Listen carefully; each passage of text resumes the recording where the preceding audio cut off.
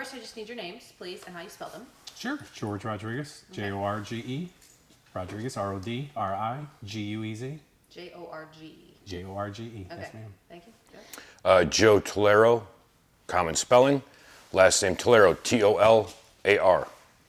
Thank you. And both Sheffield Village residents? Sheffield Lake residents. Yes, Sheffield Lake. Okay. Yes, ma'am.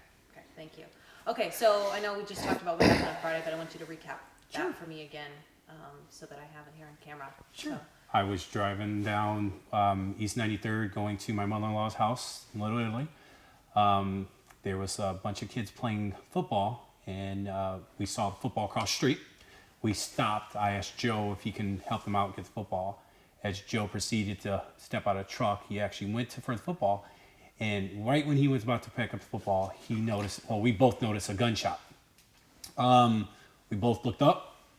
He went ahead and threw the football to the kids across the street. At that time, there was maybe 2 or 3 more gunshots. Then I looked up and I saw a guy scattering across the street. He said he was shot. We then asked him, "Are you sure you're shot? Were you sure you're shot?" Well, Joe actually proceeded to talk to him. I called 911. At that point, Cleveland police were there within 2 to 3. So about 3 minutes. 3 minutes. They asked me if they needed EMS. I said, yes, please. At that point, EMS kept on asking me, "Are you sure he was shot?" I said, "I don't know, but he says he's shot. Please send somebody right away." At that point, they said, "Well, if you're not sure if he's shot, we're not going to send EMS." I said, "Ma'am, I'm sorry, but I don't know. I think he's shot. Please come." And then again, they said, "We're not sure." At that point, I said, "I apologize for wasting your time," and then hung up. At that point, probably about a minute later, EMS called back and said, "I apologize. We're sending somebody. Just bear with me," and then wanted to ask me a million questions to help the guy out. So they were helpful then. and they eventually arrived. They eventually arrived probably about another 10 minutes later. Wow, okay. The guy who was supposedly the victim in this case, was he wearing red? He was wearing red, yes. Okay. And Joe, describe to me his demeanor. What was he saying? What was he doing when you came up to him? He was just staggering down the street, just asking for someone to help him. Not very coherent. You could tell something was wrong. Wearing red, you couldn't tell if he was shot or not. So I got out of the truck. We were both asking him, "Are you shot?" He said yes, he was shot. He said he was robbed and shot. I walked with him to a little nook at a front door of one of the buildings. George pulled his tow truck in, I guess, the line of fire and line of sight of where the robbery happened. I sat with him until the police arrived while George called 911. I checked him out for any blood. I didn't see any gunshot wounds.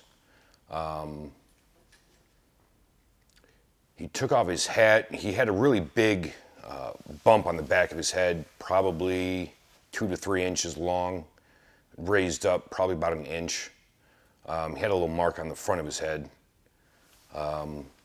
He said he was robbed, took about $1,000 from him. Cell phone, wallet. I believe he said they were on the bus with him. He just said he can't believe this happened. And then a lot of things you just couldn't understand. You know, he was just in shock. He just sat there, kept trying to get up. I told him to sit there, wait for the cops.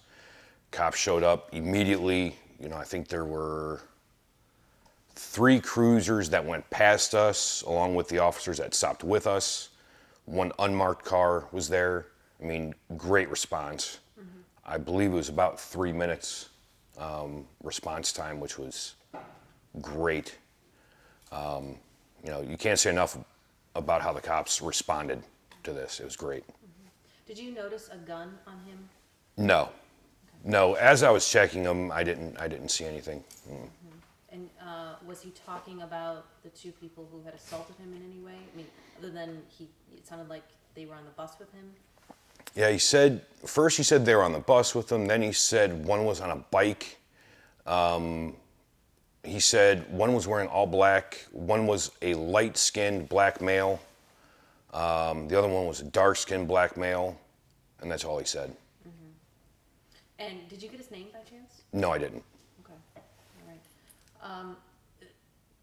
When you're, no, you're fine. I just wanted to go back to George.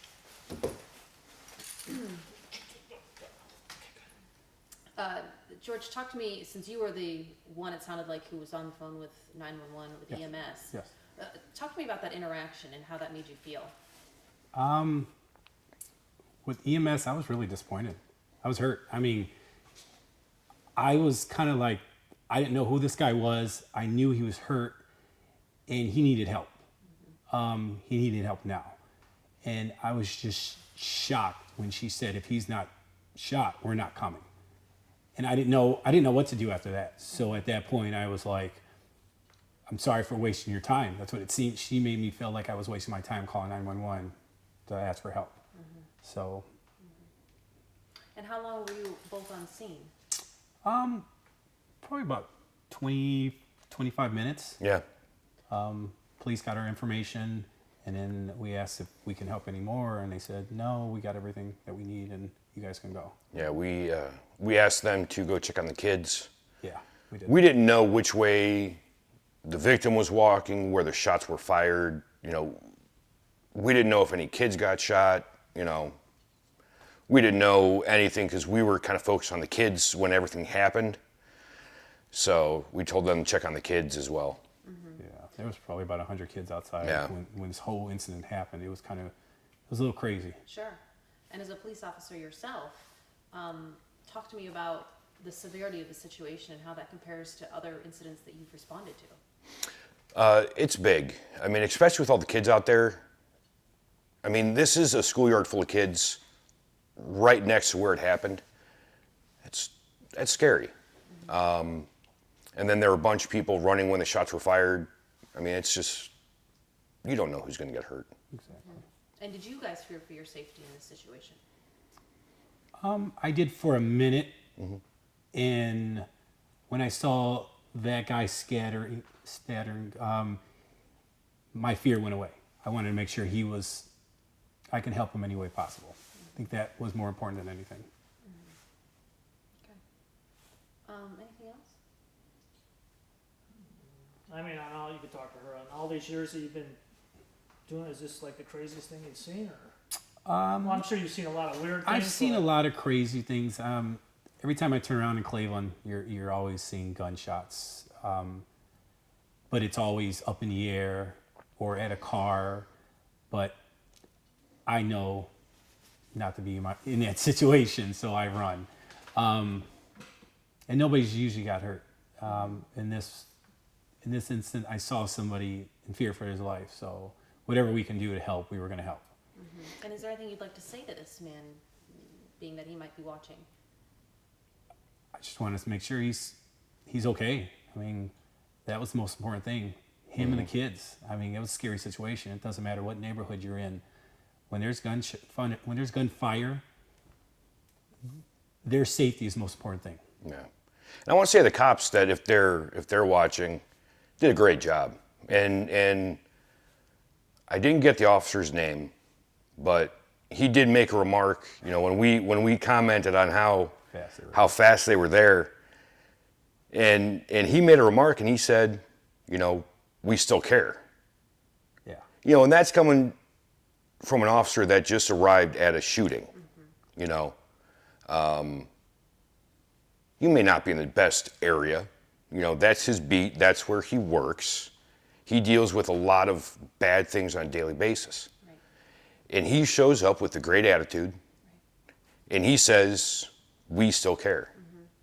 And That says a lot. Yeah. absolutely. And speaking to what George said about EMS and how they said, we're not coming if the guy's not shot, did you ever experience that in your line of work?